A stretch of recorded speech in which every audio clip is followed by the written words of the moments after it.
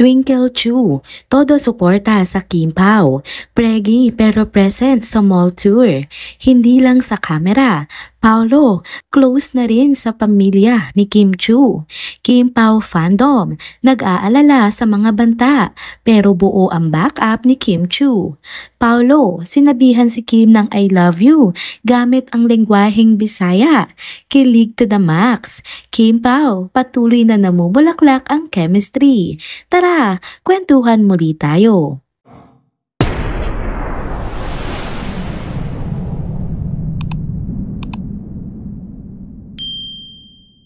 Hello mga ka-trenders! Welcome back muli sa ating channel. Kung bago pa lamang kayo dito, huwag nang kalimutang mag-like, mag-subscribe at i-hit na rin ang bell notification para lagi kayong updated sa mga balitang trending at napapanahon. Hello mga ka-trenders! Balik na tayo sa ating daily habit na kwentuhan sa ating channel.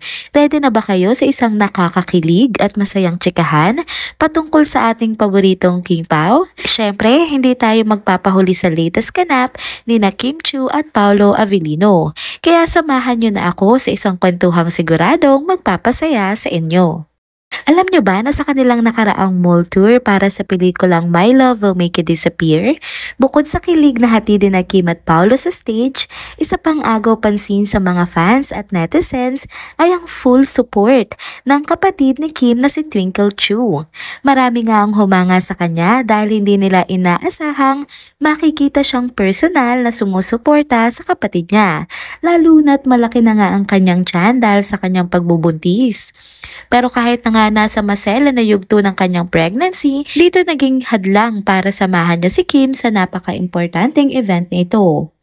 Kapansin-pansin din na maganda at maayos na pakikitungo ni Twinkle kay Paolo Avellino mula simula hanggang dulo ng event. Sa mga kumalat na videos at pictures, makikita kung paano nga naging magiliw si Paolo, hindi lang kay Twinkle kundi pati na rin sa asawa nito. At ang pinaka-highlight pa, bago nga umuwi si Twinkle, nagbeso pa sa kanya si Paolo bilang tanda ng respeto. Kitang-kita talaga rin hindi lang basta trabaho ang namamagitan sa Kim Pao, kundi may genuine na connection din si Paolo kay Kim at sa pamilya nito.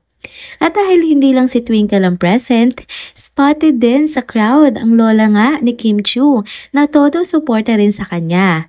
Ang nakakatuwa pa, parehong halatang kinikilig ang kapatid at lola ni Kim habang pinapanood ang performance ni Kim at Paolo. Kaya hindi na rin nakapagtataka kung bakit mas lalo pang lumalakas ang suporta ng Kim Pao fans. Kung mismo nga ang pamilya na ni Kim ramdam ang kilig at saya sa tambalan nila, paano pa kaya tayo mga tagahanga nila, 'di ba? Bukod sa excitement sa mall tour, hindi rin maiwasang mapag-usapan ng netizens ang posibilidad na nag-aalala nga ang pamilya ni Kim dahil sa mga natatanggap nitong pagbabanta mula sa ilang supporters ng dating Pangulong Rodrigo Duterte. Pero sa kabila nga ng mga isyong ito, isa nga lang ang sigurado, napapalibutan si Kim ng pamilya at mga tunay na taga-suporta na handang ipaglaban at protektahan siya sa anumang kapahamakan. Kaya naman para sa mga Kim Pao fans, patuloy lang tayong sumuporta sa Kim Pao.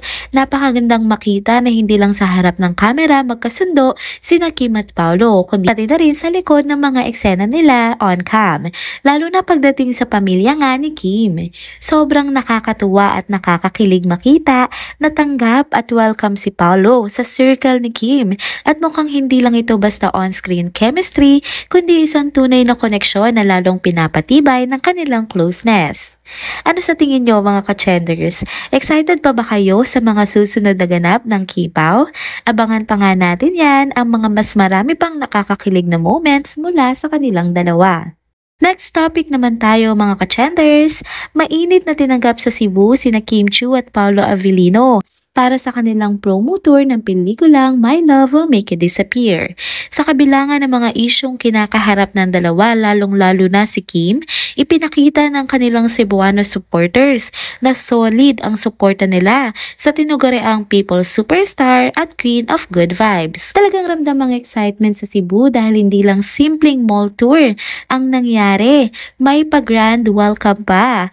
Nag-viral nga ang video ng Kim Pao Cebu chapter sa kanilang motorcade parade kung saan nag-arkila pa sila ng malaking bus na may nakapaskil na tarp ng pelikula ni Kim at Paolo. Pero hindi lang yon ha, sinabayan pa nga ito ng grupo ng mga motor riders na todo ang suporta habang bumabaybay sa mga kalsada ng Cebu.